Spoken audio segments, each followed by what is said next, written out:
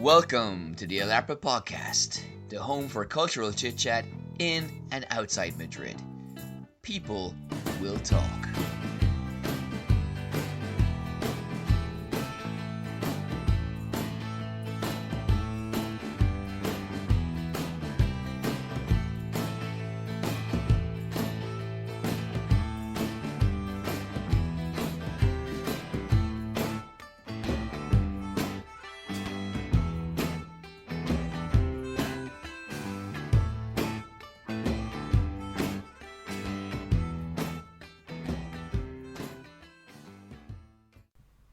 Welcome to the Alarpa Podcast.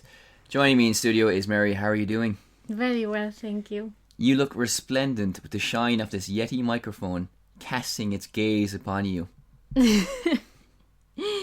I'm very happy we have a new microphone. Yeah, we certainly do. If you liked our last microphone, this is pretty tasty. This is the blue Yeti microphone, and it is the one that a lot of YouTubers use for their podcasts and their videos and everything like that. So anyway, you're shaking your head. Am I abusing the microphone? You don't have to be very close. Okay. And you don't have to be on top of it. You Okay. can talk to it from the side. I shouldn't be like a helicopter podcaster. Yeah, exactly. Yeah, You okay. can just talk normally. Fair enough. But anyway, well, it's good we have the dials here, because I always hear on other podcasts when the sound levels look low. So I can actually tell you, backed up by stats, to come closer to the microphone. While in other episodes, it was more of a vague feeling. Okay. Well, Yeah. the whole point of buying this microphone is so I don't have to shout and I can just use my normal quiet voice. Yeah. So I promised you an anthropological question. Okay. Are you ready for it? No? To kick off part one. Well, you might have seen the story of the American preacher in the Bay of Bengal. Have you seen that story? I don't think so. Well, there's a remote island where it's a 3,000-year-old civilization, and he was there to bring Jesus to this tribe. And if you read the story without dates, it seems like something from the 1700s. Even like Martin Scorsese's movie Silence, you have this, I think it's set back in the past, So it's something that it seems like from a lost era. But anyway, so like this week he went there to try and convert them to Christianity. But the thing is, they're very resistant to outsiders. Even the British couldn't conquer them. And the Indian government tried to bring him back into conventional society, but said, okay, they're not playing ball. This is very, very difficult. And there's an exclusion zone around the island. So they can live there uninterrupted. And basically they leave them alone. Now this poor guy, this is a tragic story. He was killed by them. He went to the islands and he had some contact with them. They were shouting at him in their language. He was trying to mimic them, and they were laughing at him. And then he kind of withdrew and then came back again. And the second time he came back, he was hit by a volley of arrows and killed.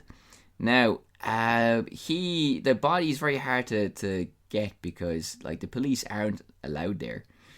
It is a murder, but also there's no jurisdiction there. And you need anthropologists, you need special type of people to kind of broach them and get access to it, because it's a place that's very hard to get to, not in terms of geography, but because there's so much protection around it, and the people there are so resistant to the outside world that going there can be very dangerous, for the people involved. So his body is still there, and we don't know if it can be recovered or if it'll be recovered soon, So, okay, that's kind of like a sad story. So, obviously, for his family and everything like that, and for the poor man who lost his life, it's a very sad event. From an anthropological perspective, you have dealt with people who are on the margins of society, who aren't directly involved, I guess, a little bit in kind of the conventional society. People who are maybe parts of, or have continued a long-standing tradition and haven't gone with the modern world. With your experiences in Egypt, no? Yes, I would say so. So we're going to talk about tradition in the second part of the show.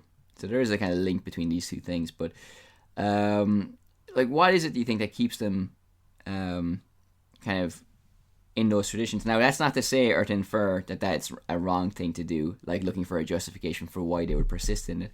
But it is unusual in the sense that most people don't do it anymore. So You have this tribe who are exceptional because they're so resistant to the outside world, but also you have places like Egypt that you have direct experience of where people are kind of maybe more resistant to the modern world. Do you know why that is? Well, in the case of Egypt, I won't say they're more resistant to the modern world. It's a mixture because, Yeah. like on the one hand, there are ways of life in the villages, which of course are quite, I don't know, almost like pre-industrial, and then you have traditions and you have habits that probably you wouldn't find in Europe, or things that there used to be in Europe that there isn't any longer. Then on the other hand, these people are exposed to actually lots of just pretty much the same influences as everybody else. They might not get, I don't know, the latest fashion, but they do get the news, and well, they might not have a very good internet, but they are aware of more or less of what's going on in the world.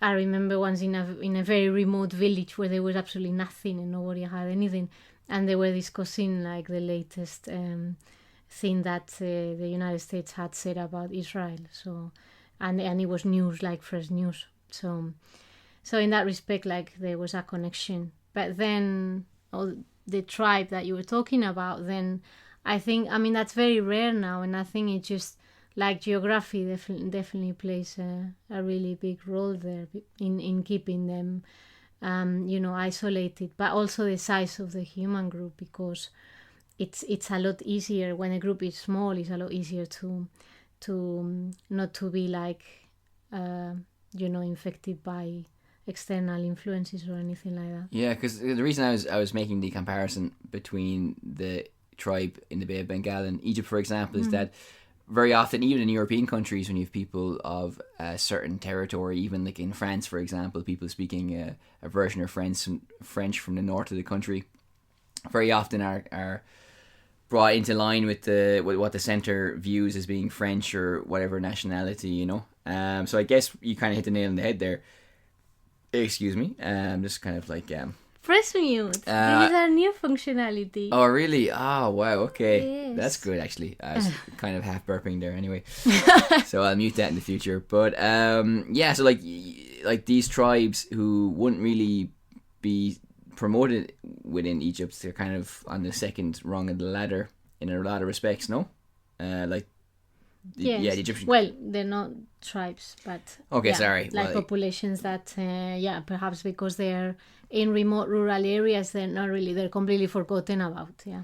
Yeah, but you're also talking about the people before whose mud houses have been, like, the Egyptian government have rode roughshod over... Oh, you're talking about the Nubians, yes. The Nubians, yeah, that's what I'm referring to. They're bigger than a tribe, but yes. Yeah. Yeah, You're splitting what about anthropological hairs with me. No, Sorry. It's important. No, but yeah, it is important because obviously it's a different organization stage. So, but they're not like, what I'm trying to say is because there's nowhere from the go to be cut off from the rest of Egypt. They've been, I guess, brought into a more homogenous group. No, this is what I was getting at before. That the tribe that you're talking about is isolated, and that's like isolation is like hugely important for preservation of traditions. Sure. That is true, but also again in the modern world, and we'd have to look into the story more about why the Indians and the British before them couldn't actually bridge that divide, because in a sense in the modern world there is no remoteness, so it's a very peculiar situation why this has kind of persisted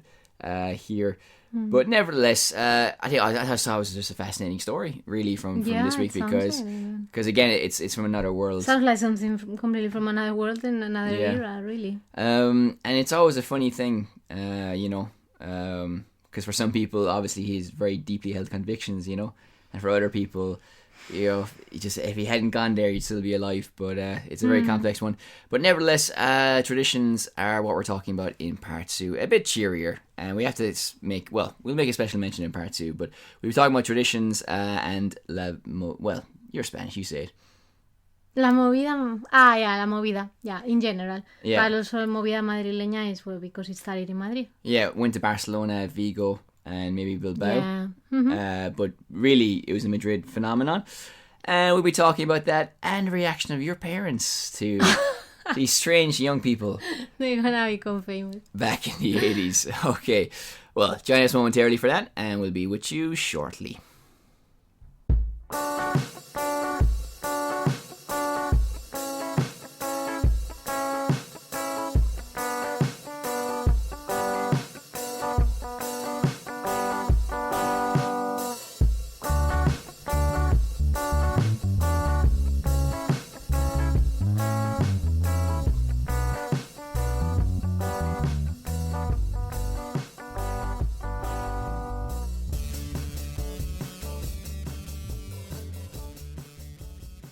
Okay, so welcome to part 2 of the show, and our special shout out goes to Barry, our friend from West Limerick, who gave us the idea for... who wrote that letter to the program. Yes, he's a competition winner. He's currently in hospital with a broken leg. He was playing the Under-7s football tournament in West Limerick, and he hurt himself for celebrating too much after scoring the winning goal. So Barry, you little champ, hope you get better soon. All the best from the Ep14 podcast. The teddy bear is coming your way as well, so don't worry. So thank you very much, man, for giving us this idea for La Movida Madrileña. And who better to talk about it, or to start talking about it, than a woman from, well, near Madrid. Oh, no. You've got that very wrong. Well, it's the same country, at least. Yeah, it's in the same country. No, I think it's better from a person that is not from Madrid, because then, a country bumpkin that was coming into the capital just at the time of the Movida. Yeah, well, it is a huge cultural phenomenon. I guess what happened in the 60s in America and United Kingdom, and maybe in France as well, happened in Spain in the 80s. Would that be a fair... summation? Yeah, I think that's what most people say.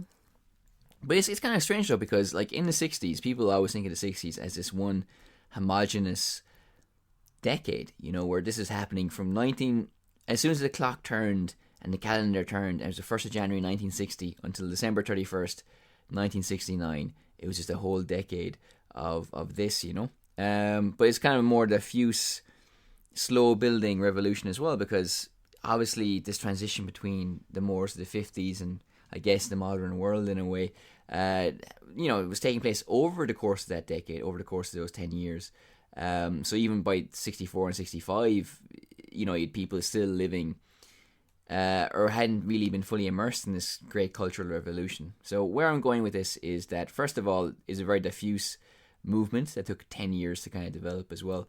But the Movida Madrileña seems, from my outsider's perspective, to be, well, first of all, it's unique because it has almost a definite starting point, and not just Franco's death, really, and another thing that we'll touch on in a moment, but almost like from when it started, there's no build up. It's just intense from the very first moment. That's my impression of it anyway, from the outside looking in and looking backwards. So I think in those two ways, it's quite different from that as well. Even though that would be the common association, the framework around which we try and understand it as a cultural phenomenon. It was like from 0 to 100 instantly, and for the entire duration of the Movida, I think. No.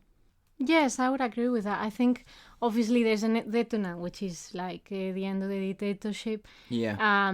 And that's probably one of the reasons why it's more concentrated. But yes, Spain has been opening up kind of like from the 70s into like the rest of Europe, basically. And then by that time, especially like punk culture, and that is already like taking place. Well, that's true. Yeah, because we kind of said it was like the 60s, but in fact, of course, they were modeling themselves on the mods and rockers and the punks of contemporary. Well, in terms Britain. of like the whole breaking up with tradition, or I think your comparison is a fair one with the 60s. In terms of the actual trends, then it would be comparable with the other trends at the time in other countries. But I think that's one of the reasons why what you were saying is true about how it's like very focused on a few years, because it's kind of like it's like opening the door, and then everything that is happening outside can start happening here. It's a weird comparison as well. Well, not weird, but I mean, in one sense, it's a huge reaction to the, I guess, suffocating climate of the dictatorship, which, as you mentioned, was lessening anyway, but still, I'm sure, pretty restrictive. So, in one sense, I mean, if you look at the British punks, they were reacting against conservatism, Thatcherism, austerity as well, maybe, you know, and all these things in Britain that they didn't agree with politically. And in a way, you know, even though the stakes weren't as high maybe, but like someone like Johnny Rotten and the Sex Pistols, and they're kind of like two fingers to the establishment back when it kind of meant something, had such a power, even though, you know, it's not, it kind of seems like it's less significant than what was happening in Spain because they're coming out of a dictatorship. But what they were doing in Britain is also pretty weighty, because I guess if you were a punk rocker, in the eyes of the state and the police, you were, I guess, scum as well. So I don't know, how comparable do you think those two situations are? I think, to be honest, there is more of what you're saying, of like something against the establishment than actually against the dictatorship, you know, because I think what we're talking about, because obviously after the last few years of the dictatorship, and right after the dictatorship, the end of the 70s, there are a lot of, like, for example, songwriters that are kind of like picking up on a lot of social issues, but it's a different thing, you know. While then when you start with La Movida, a lot of the issues I feel that touch on things like, you know, especially like punk, for example, they have a common denominator. So that's what I meant, that I don't think it's like a delayed reaction like it would have happened in another context, but it's actually opening up and just picking up what is happening without any delay. It's actually, you know, for once being exactly at the same time as what is happening elsewhere. Because obviously, for example, in the 60s, what we've talked about, everything that occurs doesn't happen in Spain. All that revolution, all that kind of like, yeah, you know. But it's just, if I try and explain it in another way as well, it's hard for me in a way to not understand it, but maybe I'm trying to link these two things that in many ways can't be linked, because, like, I think also part of the Movida was almost like a sexual liberation as well, or there's kind of like an opening up of attitudes, while in Britain that probably happened in the 60s. And in another way as well, like, I just feel, that's kind of my main point for now. We'll go into more stuff, but you're going to react to that as well. Well, I think what you said is based on the fact that legally, for example, is when, like, it becomes, for example, contraceptives become legal. Yeah. Well, a whole lot of, like, things that before were unthinkable. So in that sense, yes, there was a delay in Spain, but that kind of, like, maybe sexual opening or, you know, like a bigger acceptance of, like, things like drugs come from a much larger tolerance in that moment than there was before, because of the political situation and, like, the moral climate, basically. Yeah, that is true. Speaking of the drugs, like Barry, What are you gonna say? Little guy in hospital, hope you get better. No, he was saying that he knows, like, stories of people who were alive and in Madrid at this time, and, you know, it wasn't all glamour. I mean, a lot of you know, drugs and kind of social situations or economic situations that weren't very nice for a lot of people. I wonder, did the lyrics of many songs reflect that kind of social reality, and was it like a commentary on conservative politics? Because I know, based on our Lava PS book that we've mentioned before as well, you know, this kind of new politics was something that was very much part of people's lives, and wanting those politicians to change things for the better socially. I guess if you look at bands from the 80s in Britain, even the Specials, for example, and other groups, their lyrics would have been quite politicised against the conservatism of the Thatcher government, for example. So, but by your expression, I'm guessing no. Well, it's because, that's why when you were asking me before about, the 60s or the 70s, I can think off the top of my head of like songwriters, like for example, the group that of 3 songwriters that Joaquin Sabina started with. Yeah. They were like, political critique, like through and through. And that was the end of the 70s, or all throughout the 70s, and that was much more, well, then they were complaining about NATO. They were like, kind of like they were into like proper political issues. Like an international left almost, that... Yeah, it was very much about like, well, for example, they have a song where they complain about how the Spanish president, who's the first socialist president after the dictatorship, the first president indeed, that he got us into NATO. So, for example, they complain about how hypocritical it is that a socialist would get us into NATO. That's not La Movida, though, like La Movida is later on. Yeah.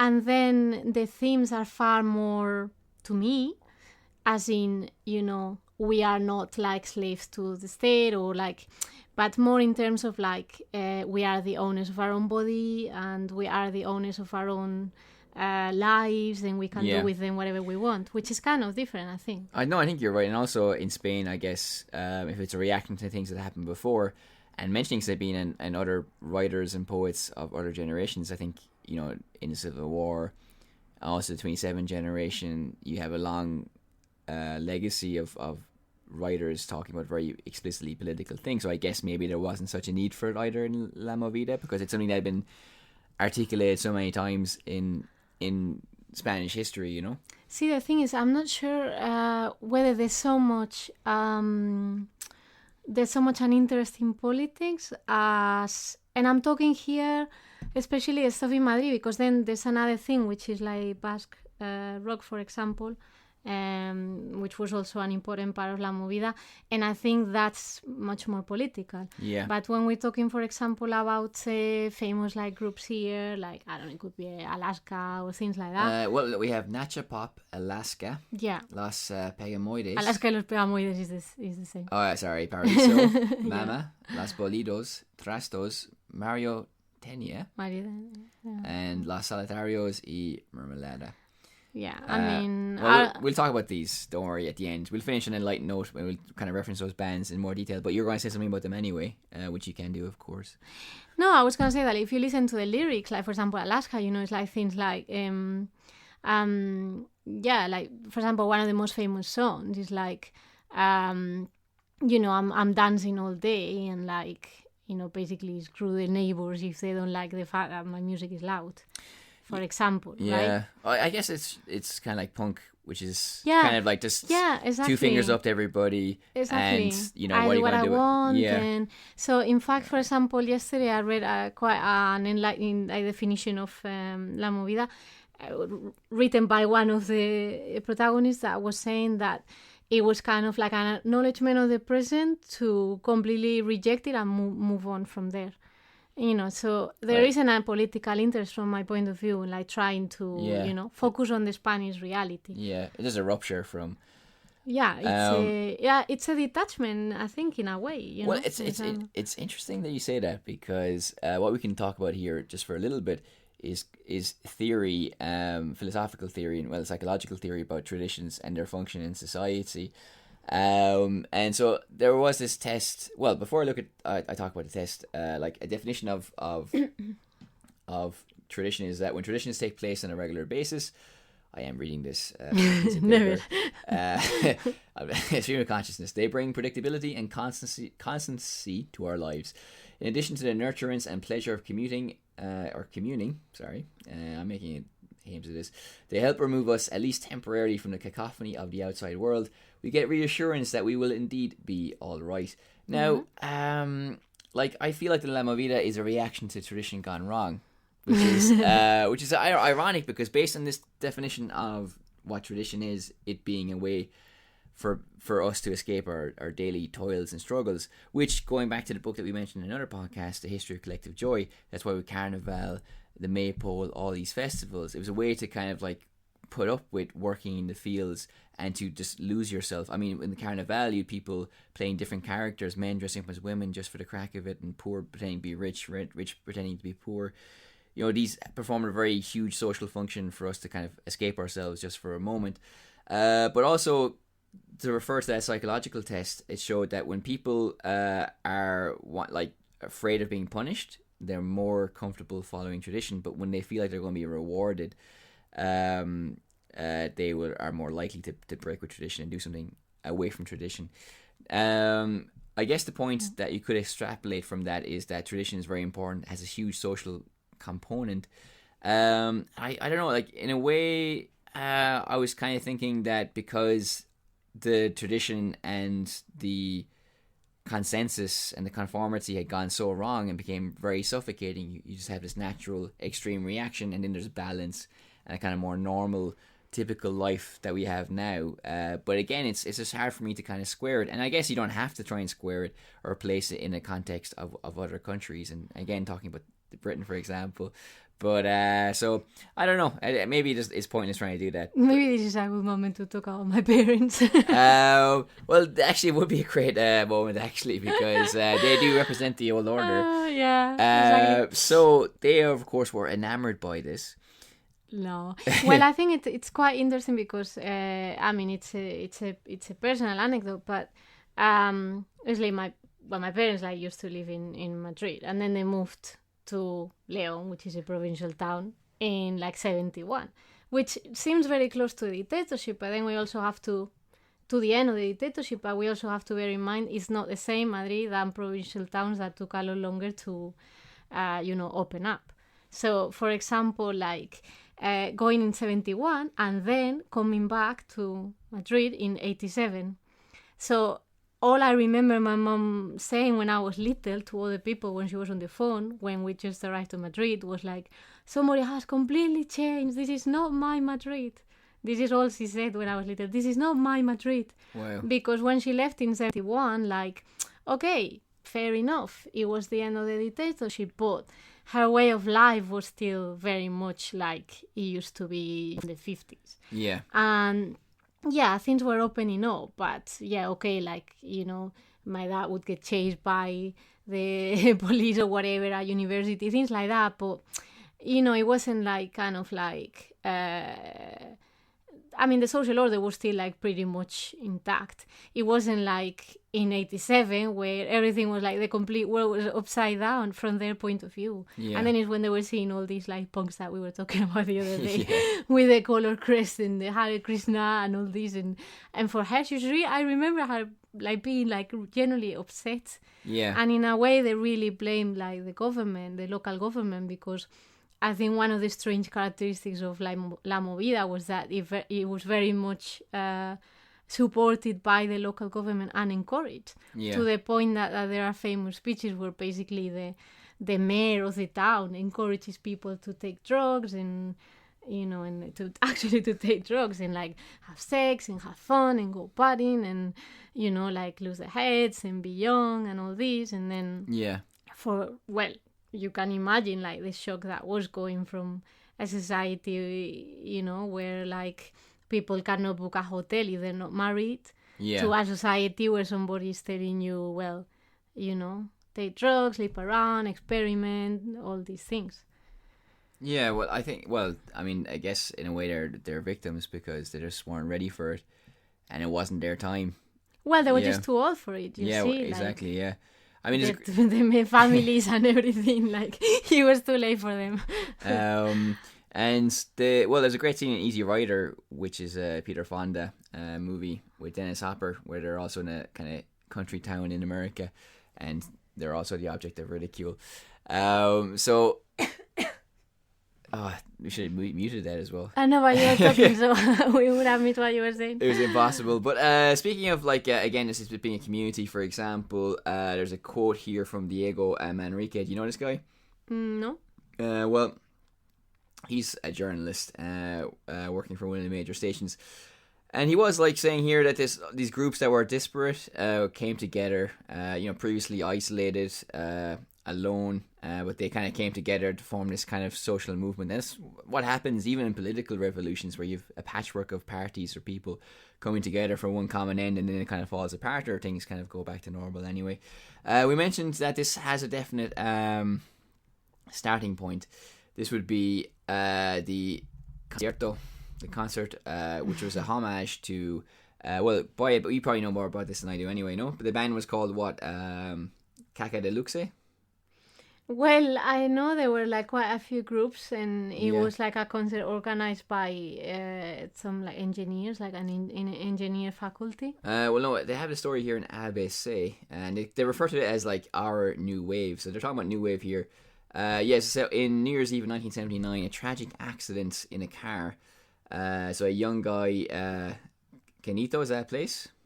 No, that was one of the members. Well, he was like the drummer of a band that later on would be Los Secretos, which is one of the most famous groups. Yeah, so to kind of honor his memory, they had a huge concert, and at this you had people like Alaska and other kind of very symbolic groups of La Movida, and this is where people typically say, well, this is where it started. Mm-hmm. Okay. Fact of the day. Fact of the day.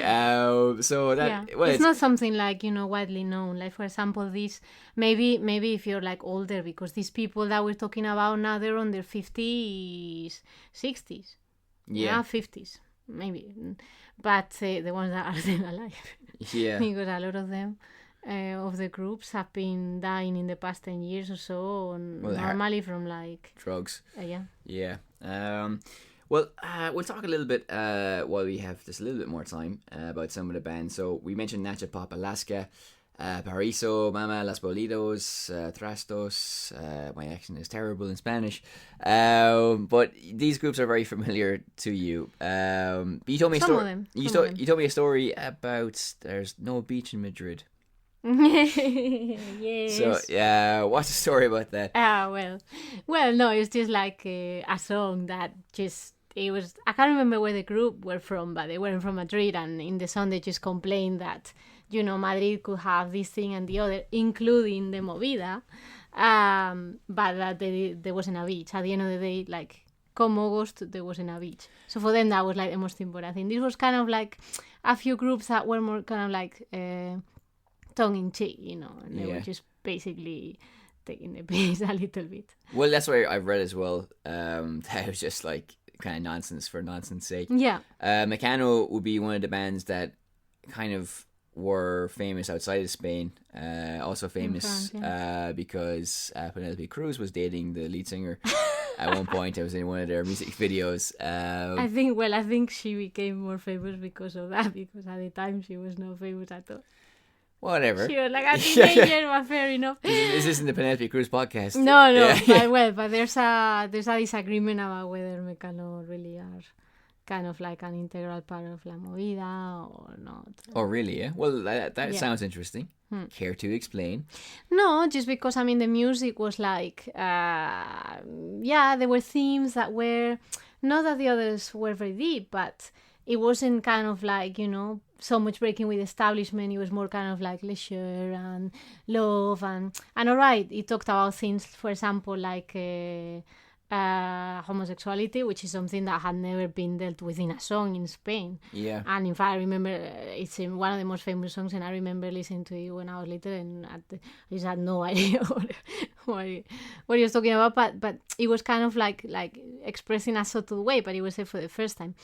But they weren't really, it wasn't like, if you asked any kind of like of people that like punk groups, they would think like Mecano were really posh, and, they wouldn't class them as like a part of La Movida. So I guess it depends whether you ask like the purists or the general public or what you're focusing on, what your definition is. Well, they're part of the cultural atmosphere, so I think it's hard to say that they weren't part of the Movida. I think it always happens. You have people like Stuart Lee, who is kind of the self-appointed god of pure left-wing comedy, and he kind of looks down his nose at other people. I think you get that as well within these revolutions, that we are the real deal, and you're not. Yeah, so Which is strange for punk because they shouldn't give monkeys. yeah, really. Should they? So like Shouldn't give it punkies. Yeah. So the yeah, I mean, like it's also other things of the Movida. You had like a Cockney variant of Spanish developing in Lavapiés, and people speaking in a certain patois. So I can't remember the name of what that was, but again, it was just a way of society breaking down and becoming a bit more comfortable, I guess. Like this kind of rigid hierarchy and this rigid social structure was dissipating quite quickly. Some words have been codified into the official Spanish because of their common usage, but it's not a variant that really is thriving at the moment, I don't think. You know, obviously talking about movies as well, Almodovar would be a great example of La Movida filmmaking. You know, I think it's like anything. It's just so much is almost like a mad rush to do things that a lot of it has dated probably very badly, and it wasn't even important because of whether it's a good song or a good movie, but just because it existed. I would imagine, no.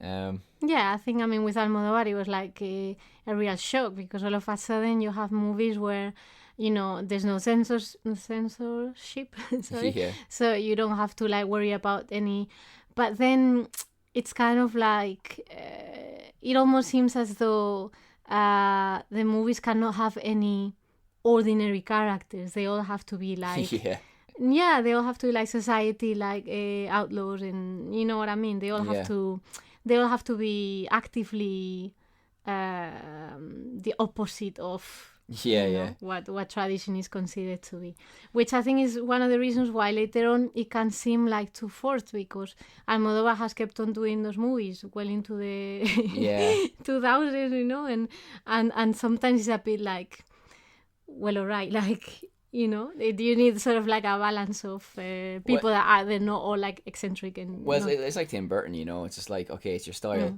but again, yeah, you know? Like you can only have so many like wacky characters. Yeah, you know, but then again, I guess because Ang Lee is kind of famous for, like, you know, I've done a superhero movie. Okay, here's a musical.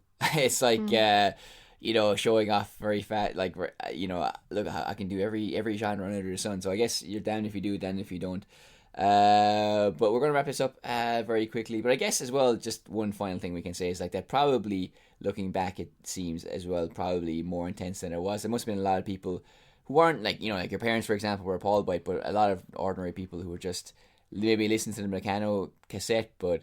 Oh, yeah, I mean, well, my brother, like... Yeah, but like... The most traditional thing ever was listening to Meccano and was listening to many of these groups. Yeah, so... well, it seems they kind of paint as like this kind of hedonistic, kind of like the Last Days of Babylon sometimes, I guess. There's probably a lot of people who were just like the music and the fact that they could hang out and be young. Definitely. Without really kind of like, you know, smoking and injecting and consuming, you know, all these different things. It depends. Depends, but I don't know. But anyway, so that's our kind of little chat about the Movida Madrileña. You can join us in part 3 for our outro and a few housekeeping things.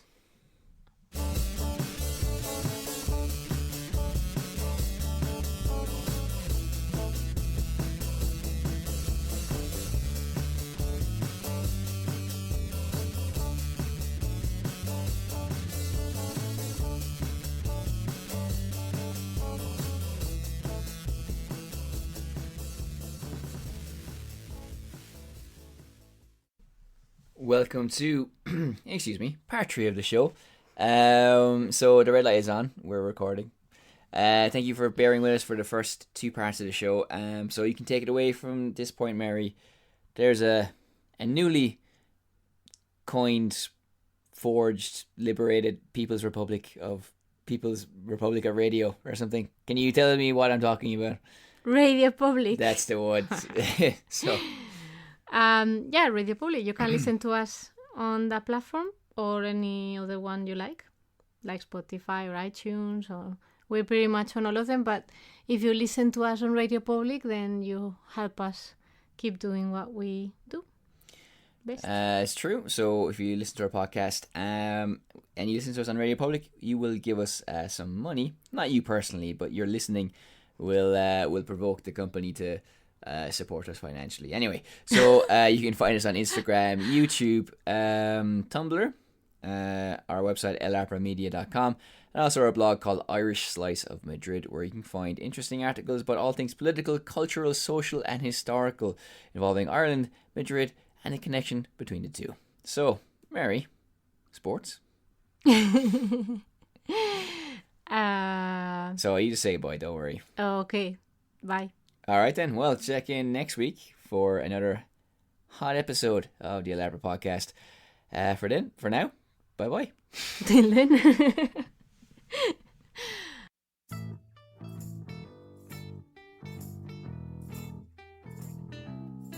The Elabra Podcast, the home for cultural chit-chat in and outside Madrid. People will talk.